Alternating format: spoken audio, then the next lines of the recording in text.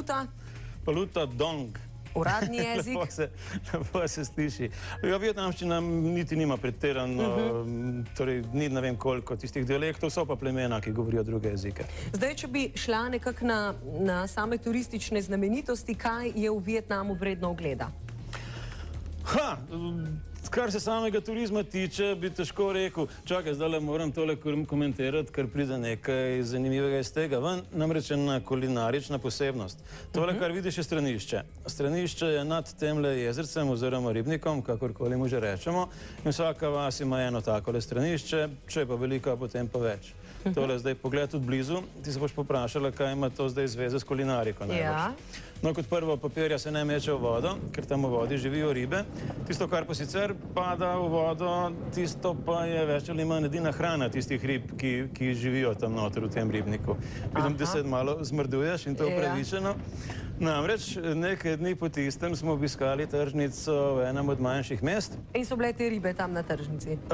So bile, sicer danes jih ne bomo videli, ampak jih bova pa kdaj drugič pogledala. Zelo nenavadne so, ležijo na tleh in obe očesi imajo na eni strani, tako kot tudi v Jadranu kakšna riba. Predvsem pa imajo tak zelo eksotičen okus, lahko si predstavljaš po čem. Zdaj pa prodajajo se take, kot so, se pravi, nekatere še celo žive ali pa pred kratkim žive. Druga varianta je pa vložene ribe. Tiste ribe se pa vlagajo na tak način, podobno kot fileti, se pravi v soli, po dolgo časa se potem impregnerajo s tisto soljo in tako dalje. No in potem smo imeli pač enega možaka, ki je znal angleško, nas je bilo pa več tujcev, pa je pripovedoval, kako je s tem. In jaz sem bil edini od kar lepega števila teh tujcev, ki je tvegal samega sebe in poizkusil tiste ribe. In kaj vem, po svoje sem sicer zadovoljen, da sem jih poizkusil, ampak tisti dan je bilo cel dan krepko žal, ker so se taki okusi prelivali po mojih ustih, da se bog usmili. Pa še tole moram komentirati, tole je pa še iz zlatih francoskih časov, nekakšen filter za kavo. In takole se kavo dobi v Nobel restauracijah. Zdaj bova pa prosila režijo, če bo, ko se bo pojavil naslednji možak, če da malo bolj na glas, da mečkano poslušamo. Ti pa tudi poskusi kaj razumeti, tole je taka tipična vietnamska angleščina. Če pa dobro pogledaš njegov obraz, boš pa ugotovila, da ni popolnoma vietnamec, pa ima tudi malo belskih potez. No, že zdaj ti lahko povem, da je sin enega od vietnamskih vojakov, ki ga je pač tukaj spustil za spomin. In medtem, ko smo se pogovarjala, je ravno potekala nekakšna procedura, da dobijo ameriški vizum. Namreč praktično posod po jugovzhodni Aziji si vsi strašno želijo priti v Ameriko ali pa vsaj v Evropo. In on kot sin tega ameriškega vojaka bo še toliko bolj. No, pa malo vtihnil. The military service. You didn't have to go. Yes, nobody has me. Because I'm a very poor, no money. If I have very money, the people will keep me. I am has money, so not happy. No, za prvi tis bo dovolj. Torej, včasih se je kar malo težko sporazumevati, tudi če kolikor toliko obvladaš kakšen jezik, potem, ko slišiš, kako ga domačini govorijo, ni vedno ravno enostavno kaj razumeti. No, in prej, ko smo bila pri tistih ribah, zdaj mogoče, če se že za hipec ustaviva pri hrani, najpogosteje je kaj? Riž? Je osnova hrane praktično od Irana naprej, ali pa mogoče celo v Iranu, torej posod proti vzhodu je riž. Pred časom, torej ko sem prvič bil tam, pred 20 leti, je bil krompir kar nekakšna posebnost, pa so me dostikrat spraševali, kaj pa pri vas kaj jeste. Pa sem rekel, da med drugim tudi krompir, oni pa vsi, wow, krompir, to je pa razkošna hrana. No, danes ga je več, ne? In prej sva videla tudi kavo, kako jo servirajo, pa tudi eno posebno pivo je, ki ga sami varijo.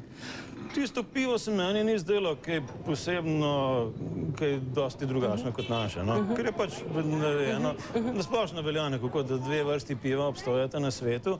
Eno je tako zvani lager, ki ga več ali manj imamo tudi pri nas, drugo je pa tako zvani ale, oziroma tiste angleške vrste piva, ki se mlačne pijejo pravzaprav. No, zdaj pred samim prispevkom smo nekako načela temo, kaj je v Vietnamu vredno ogleda, pa dajva tako reči, kako bi izgledala tvoja tura? Tisto, kar vsakemu najbolj priporočam, je delta Mekonga. Danes sicer ne bo imela časa, da bi tisto videla, ampak fantastično je. Pa ti težko rečem, kaj je točno, ampak vse vzdušje je tako strašno, mi je meni všeč.